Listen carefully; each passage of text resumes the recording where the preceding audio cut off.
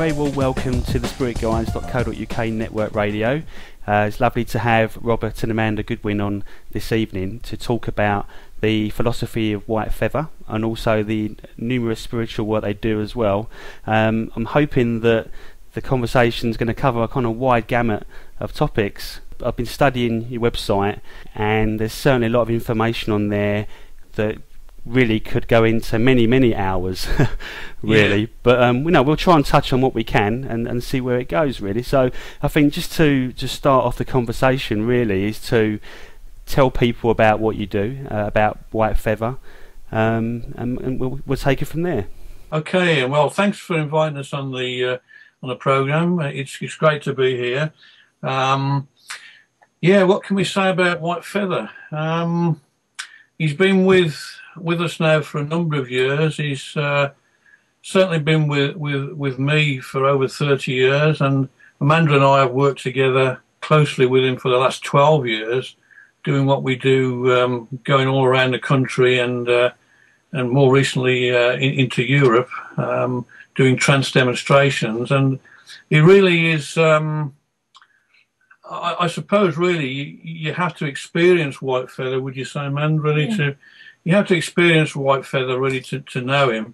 Although the books do give a flavour of the kind of thing that he imparts, but really he comes across, and he is a teacher.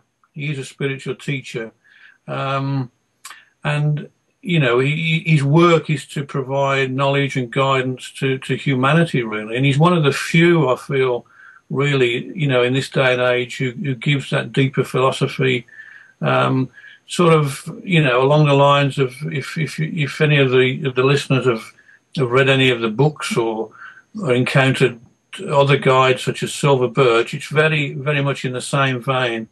And he really comes into his own when he's got an audience to speak to, and he can answer questions when he's put on the spot. And he, in all the years that we've known him, Ian, he's never failed to give a deep answer to any question that's been asked of him, almost instantaneously, really. There's never any delay in what comes through. Is it deep trance mediumship you do? Deep trance, yeah. I think really people don't understand trance.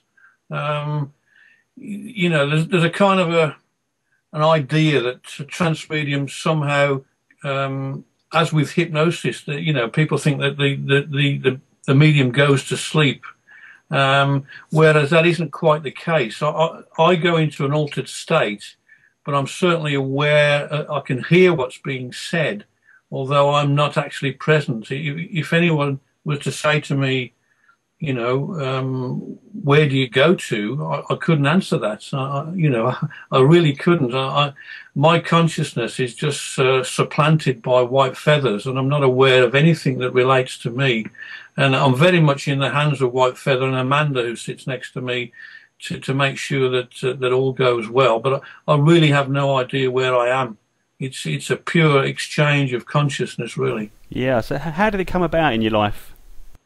Well, to cut a long story short, I won't bore you with the whole story, but I had healing when I was about 17, and that experience in itself, which happened, it was a one-off experience, and it was like something I'd never known, really. I actually came out of my body during that experience, and it left me with a profound interest in finding out more about spiritual matters. And I'd always sort of been on the borderline, I guess, of thinking, well, there's more to life than you know, the physical aspect. And that experience left me wanting to know more. And over a period of years, I attended various spiritualist churches, and different mediums were telling me, you know, you've got to do this work. This was a message that was coming across to me. It was embarrassing, to be honest with you, because every week I would get a message from a different medium, and they'd all be saying the same thing.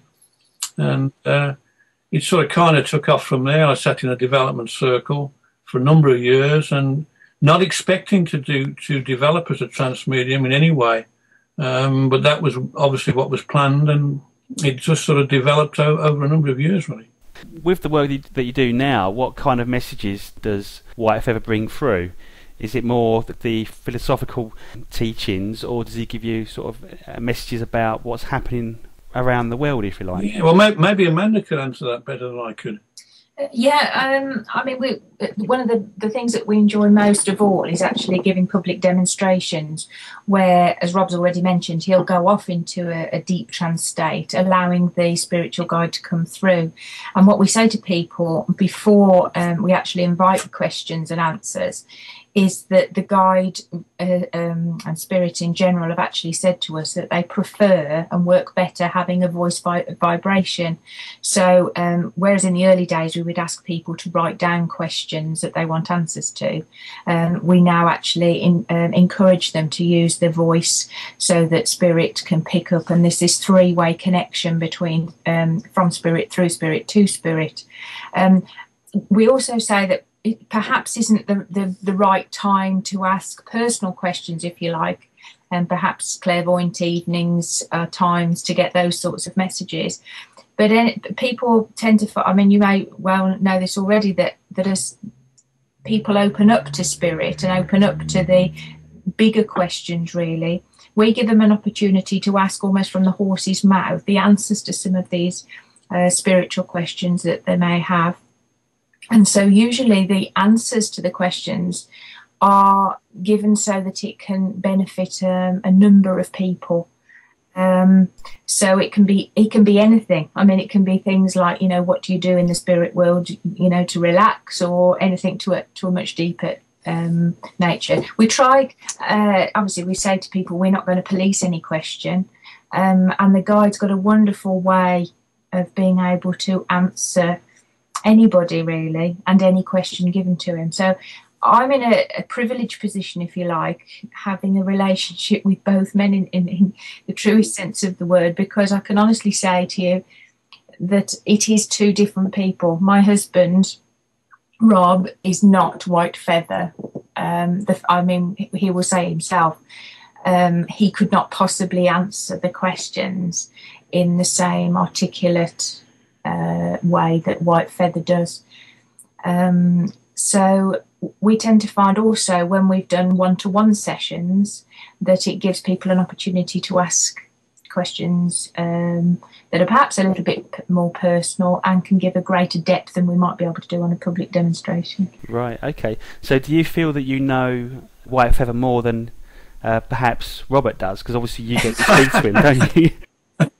In some way, and it's actually quite amusing at times, because very often there's this thing about the veg. I mean, I've been a vegetarian for 30 odd years, and Rob isn't. He lapses, and White Feather very often will bring this up about the fact that he wished he was a vegetarian and that he isn't, and it's quite amusing really, because the guide and I can have a joke about Rob, who's sitting there but not there, if you know what I mean. So it can be, it's quite funny in a way.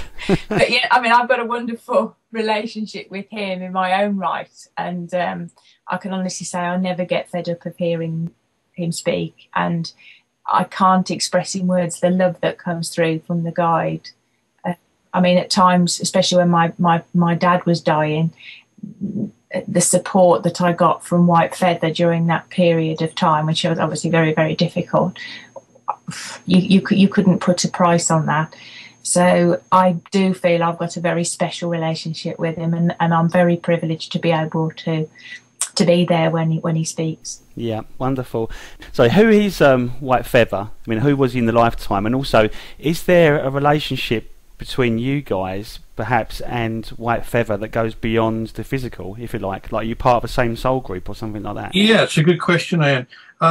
White Feather himself, although he's somewhat reluctant to go into too much detail, because he always says that the message is more important than the messenger, we do know, he has told us that he was a member of the Blackfoot tribe of Montana, which is just inside the border of Canada, that he lived several hundred years ago, and he also stated that as a red man, he made this commitment